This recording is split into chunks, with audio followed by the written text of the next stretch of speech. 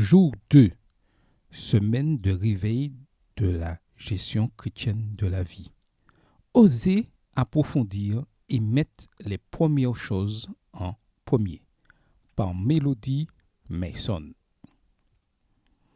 Un jour, une enseignante cherchait à enseigner à sa classe l'importance d'établir des priorités. Pour ce faire, elle prit un grand pot de verre rempli de gros cailloux de la grosseur du poing.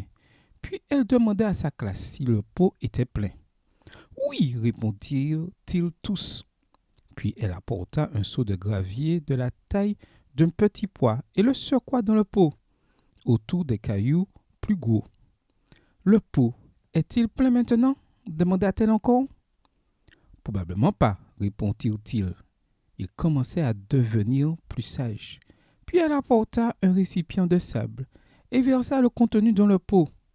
Il remplit toutes les fentes entre le gravier et le gros caillou. Et maintenant, demanda-t-elle. Non, répondirent-ils avec conviction. Elle sourit. Vous avez raison, dit-elle.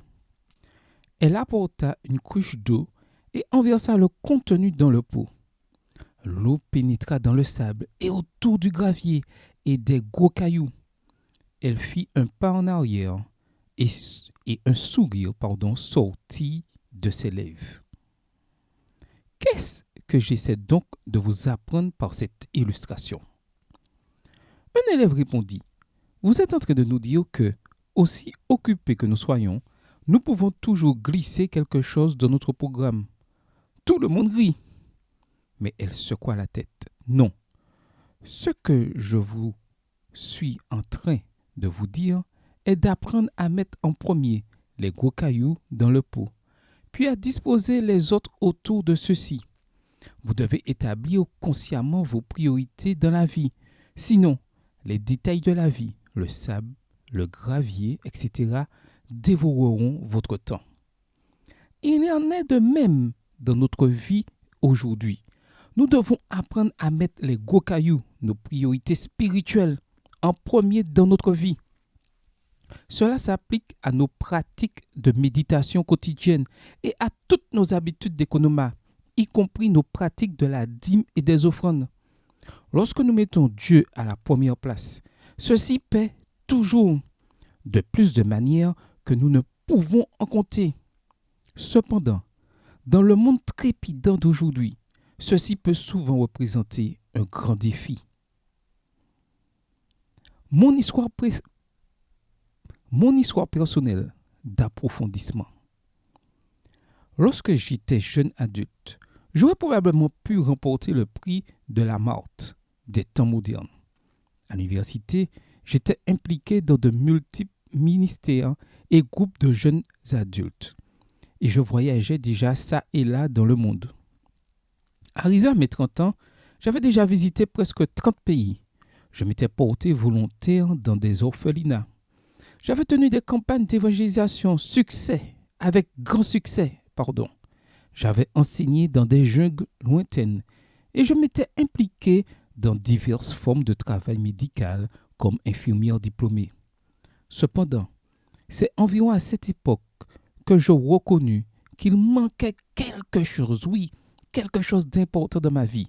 J'étais trop occupé et j'avais désespérément besoin d'un cheminement plus approfondi avec Jésus. Il est facile de se berner soi-même en pensant que prendre la décision de servir Dieu est l'équivalent de connaître Dieu. Mais Dieu nous appelle à être avec lui avant d'aller le servir. Marc 3, verset 14. Nous ne pouvons pas donner aux autres ce que nous n'avons pas reçu nous-mêmes en nous asseyant à ses pieds. En fait, il nous est dit que lorsque Jésus reviendra, il y aura un groupe qui dira « Seigneur, j'ai fait ceci, j'ai fait cela ». Et il leur dira « Je ne vous ai jamais connu. Éloignez-vous de moi, vous qui commettez le mal. » Matthieu 7, versets 22 et 23. Bien que ce processus d'approfondissement ait été un peu pénible, je suis si reconnaissante que Dieu m'ait finalement ouvert les yeux sur mon grand besoin. Tandis que je commençais à me pencher sur la parole chaque matin, souvent avec des larmes ruisselant sur le visage, je tombais amoureuse de Jésus comme jamais auparavant. Ma méditation quotidienne devint une vibrante expérience d'adoration. J'étais impatiente d'y arriver chaque matin. J'appris aussi qu'en faisant de ce moment profond et passé sans hâte avec Dieu une priorité quotidienne, même si je réduisais un peu mon temps de sommeil ou quelques autres activités. Tout le reste dans ma vie se mettait à s'écouler plus harmonieusement.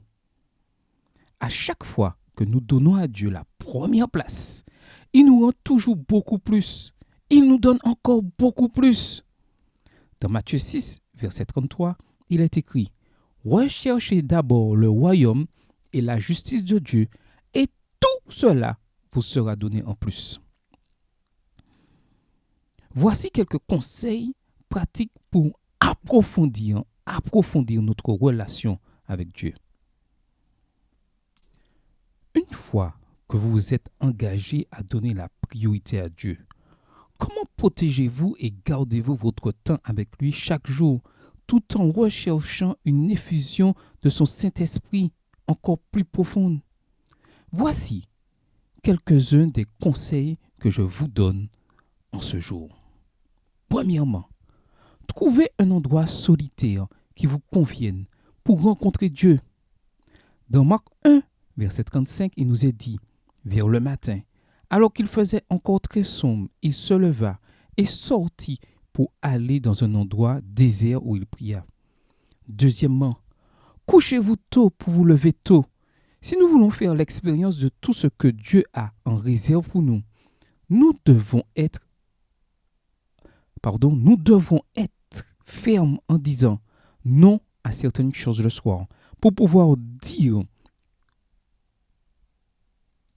au Seigneur le matin, oui, je veux être avec toi dans un moment de méditation. Si vous avez du mal à vous réveiller tôt, demandez simplement à Dieu de vous réveiller et il le fera. Troisièmement, si possible, éliminez tout ce qui pourrait vous distraire. Lorsque vous vous levez le matin, évitez tout bruit ou toute distraction qui pourrait détourner votre attention de Dieu. De plus, évitez de vérifier vos mails, textos, comptes de médias sociaux ou autres communications électroniques.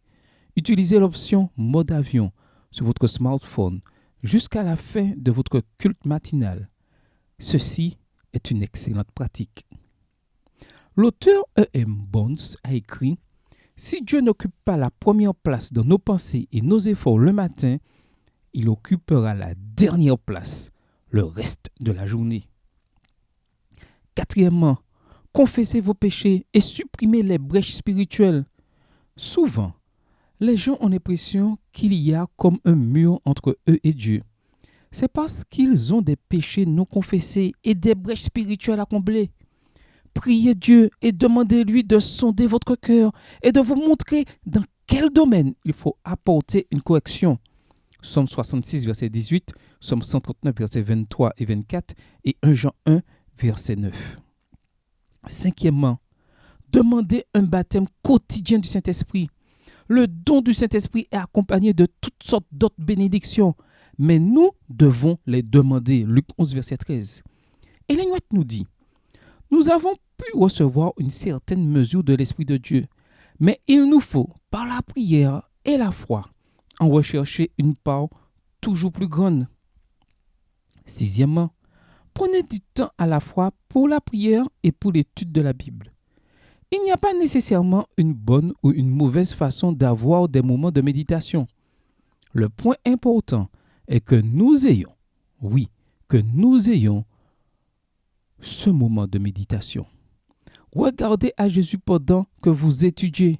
De même, tandis que vous lisez la parole, personnalisez-la et transformez-la en prière.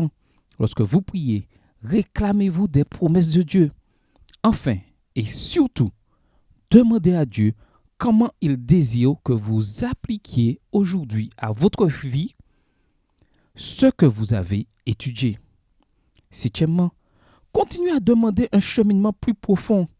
La Bible nous dit à celui qui peut faire, par la puissance qui agit en nous, infiniment plus que tout ce que nous demandons ou pensons. Éphésiens 3, verset 20. Dieu a beaucoup de choses en réserve pour notre vie si nous continuons à oser, oui, à oser demander davantage.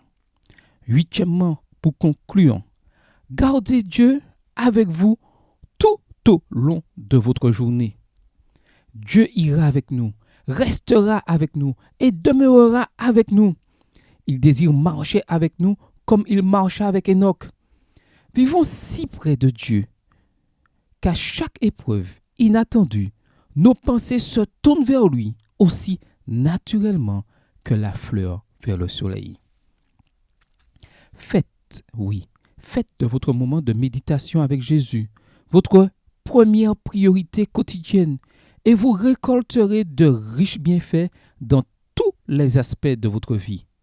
C'est la condition principale pour croître en tant que gestionnaire fidèle des ressources, des ressources données par Dieu. Essayez-le et vous verrez. Mon engagement. Oui, mettre de côté les premiers instants de chaque jour pour communier avec Dieu, pour communier avec le Seigneur par le moyen de la prière, de l'étude de la Bible, des écrits de l'esprit de prophétie, de la leçon de l'école du sabbat et de votre participation au culte familial. Amen. Que le Seigneur vous bénisse.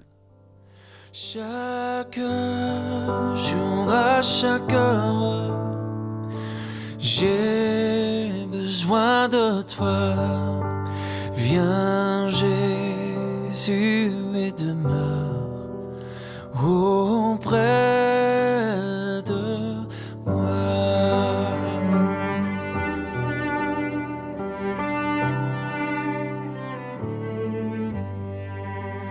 Pendant les jours d'orage, d'obscurité, de froid, quand faiblit mon courage, que ferais-je sans toi? Chaque jour, à chaque heure, j'ai besoin de toi. Viens Jésus et demeure auprès de moi.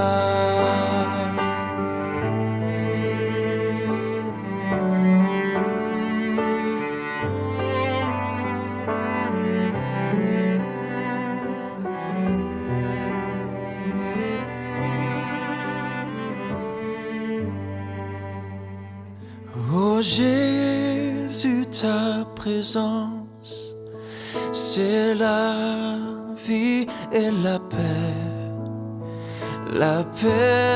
dans la souffrance et la vie à jamais.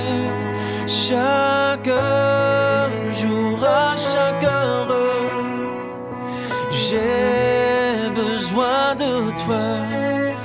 Viens Jésus et demeure auprès de moi. Chaque jour, à chaque heure, j'ai besoin de toi. Viens Jésus et demeure auprès de moi.